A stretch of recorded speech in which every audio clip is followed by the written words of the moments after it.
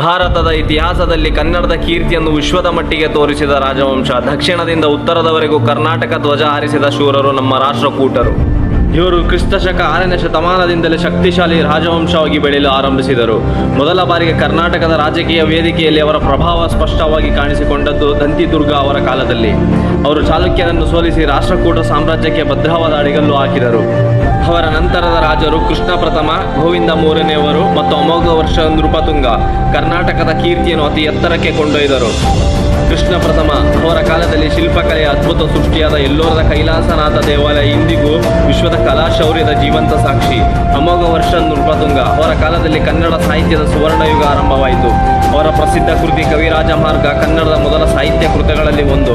ಇದು ಕನ್ನಡದ ಭಾಷೆ, ಕಾವ್ಯ ಮತ್ತು ಸಂಸ್ಕೃತಿಗೆ ನೂತನ ಗುರುತು ನೀಡಿತು.